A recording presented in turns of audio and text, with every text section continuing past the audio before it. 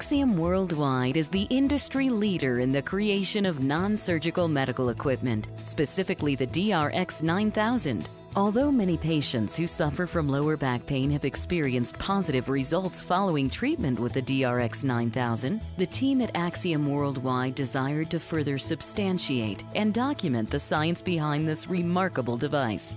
To that end, Axiom Worldwide assembled leading medical experts and formed the ExciteMedical Advisory Board. Currently, this prestigious group is subjecting the DRX9000 to rigorous independent clinical trials to test and verify the DRX9000's effectiveness. To further explain the group's mission and initial findings, here is the chair of the Medical Advisory Board, Dr. Joseph Pergolisi, Johns Hopkins University. The importance of having an independent advisory board is to remove subjectivity and bias from the data and the research that's generated. It really is the gold standard. If you look at guidelines or guidance that's out there from various regulatory communities across the globe, it's generally accepted that companies who try to achieve the higher standard will have an independent advisory board or steering committee that will help them conduct and oversee the research in a non-biased, objective way. Having an independent committee do this really shows the integrity of Axiom Worldwide and the belief in their device. Because if the device doesn't meet the outcomes or shows negative results, the steering committee still has the ability and the charge to go forward with disseminating that information. Axiom Worldwide's Medical Advisory Board is composed of individuals who are internationally recognized experts in the field of anesthesia, medicine, and pain medicine. These individuals come from some of the most prestigious medical schools in the United States. And as I mentioned, they're also globally recognized experts in their fields and also in clinical research and development.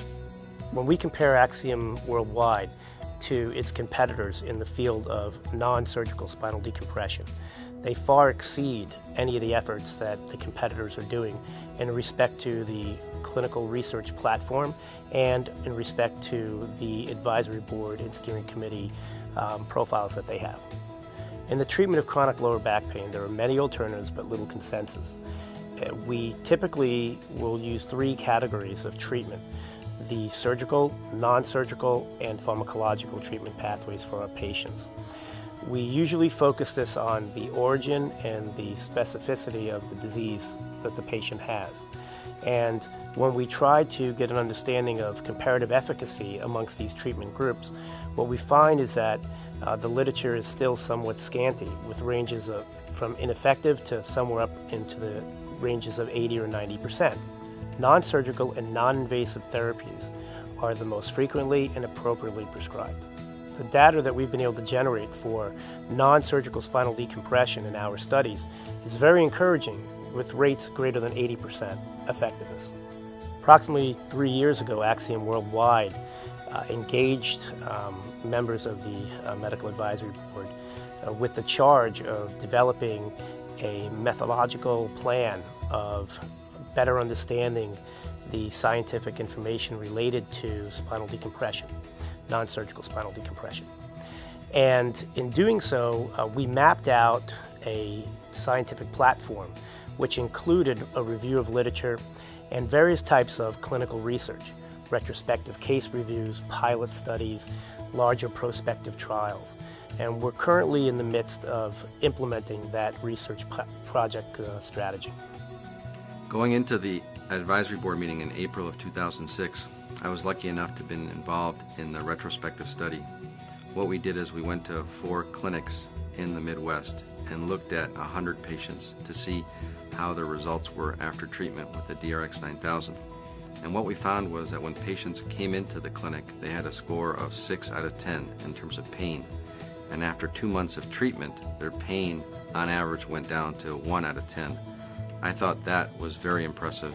Since the results were favorable, we recommended a prospective trial to validate the results of the retrospective trial. Just as drug companies have to do trials to show that their drug works, this larger study is the gold standard to show the impact of the DRX9000 treatment on patients with low back pain. At first, I honestly thought, this is too good to believe. I, of course, did the usual academic critical analysis as well. It's retrospective. They probably had the company pick their best outcome places. There's no way that they could actually get this good of results in patients who had severe chronic low back pain for so many years' duration. But I had to be impressed with the simple fact that the detail with which the cases were analyzed, the sort of data they did collect, it was impressive. Impressive to the point that I really wanted to be involved in further evaluating the real potential efficacy of this device. I was really shocked to be able to reproduce the same efficacy that we saw from the previous retrospective analysis. To take patients who had had chronic back pain for greater than 10 years duration, and over the course of 2 weeks to be able to achieve our initial hypothesis, which was a 50% reduction in pain scores, was phenomenal. And that continued to improve by the time they completed their 6 weeks of therapy to a level that's just maybe baseline zero pain almost. I think that that really does represent a great start in comparing that to other therapies. It represents something far better achievement as far as efficacy than any of the other studies I've read in the last couple of years. The other aspect is to have 20 patients versus being able to tell a clinician, I've done this in 100 plus patients. It's always much more of an impressive statement. They may or may not need it in a controlled comparative trial. We may not yet have data versus physical therapy versus acupressure versus steroid injections. But the point is, if we can generate efficacy and safety data that says, if you prescribe this for your average patient with low back pain, this is what you can expect as an outcome. This is a very, very amazing and promising result that will encourage to go now for randomized controlled trials, for larger trials that then will show how effective this treatment is. And what I would think actually is that we have now evidence that for the large sports trial where the first papers have been published, that actually surgery is not that effective. And there is this failed surgery syndrome. And considering that, DRX9000 has the potential of changing our whole concept on how we will treat patients who are suffering from chronic lower back pain throughout the world. Yes, we found that patients that were treated with the DRX9000, that they had significant reductions in their Oswestry score. This was not only statistically significant, but also clinically significant on these patients. The Oswestry, what it measures is your activities of daily living, how you're able to function on a daily basis. It looks at things such as sleep, walking, sitting, standing, being able to travel, do social activities. And these are things that for patients in daily life, pain can really have an effect on it. It's very important to know that the treatment you're giving a patient, that they're going to be satisfied with it. And this is one of the things that with treatment for back pain, that you want to make sure that the patient continues with the treatment that they need so that they are satisfied. And this is something else that when they go to discuss their treatment with the DRX9000 with other patients, that they also would say that they were pleased with the results that they got. Before the initial medical advisory board meeting, myself and 2 colleagues wanted to find out or get a better understanding of exactly what the effect of the non-surgical spinal decompression was in clinical practice to date. We undertook a retrospective chart review of 100 patients. 94 of those patients were considered evaluable. The data was collected from 4 randomly chosen clinics across the United States.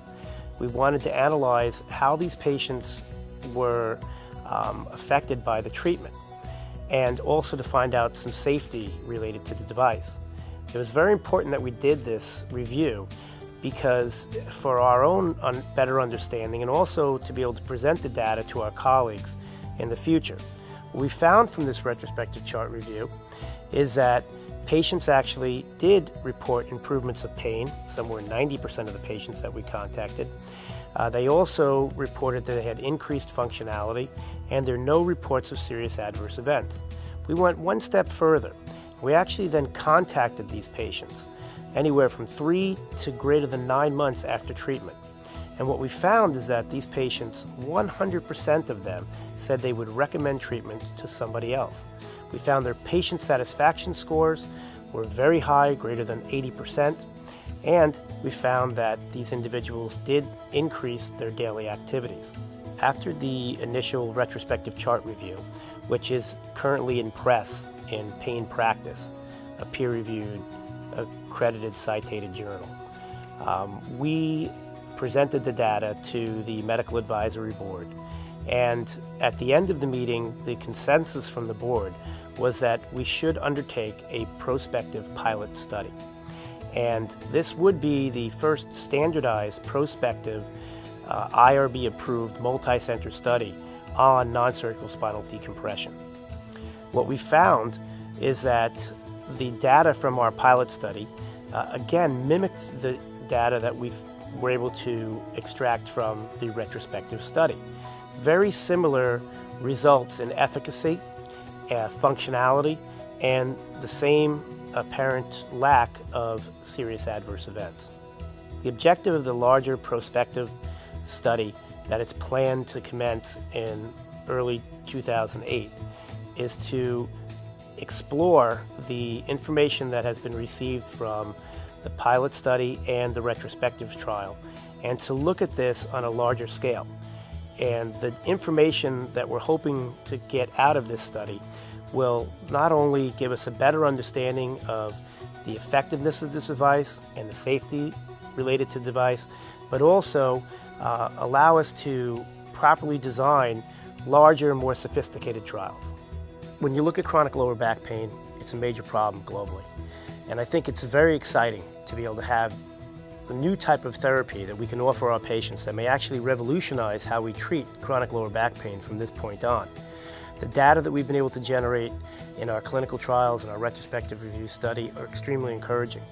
It's got lots of excitement for the Medical Advisory Board and the Steering Committee, and we have a great promise ahead to try to help actually decrease the impact and the severity of chronic lower back pain for our patients. Contact us at 1-877-438-0663 or visit us at axiomworldwide.com. Axiom Worldwide, making life better, one treatment at a time.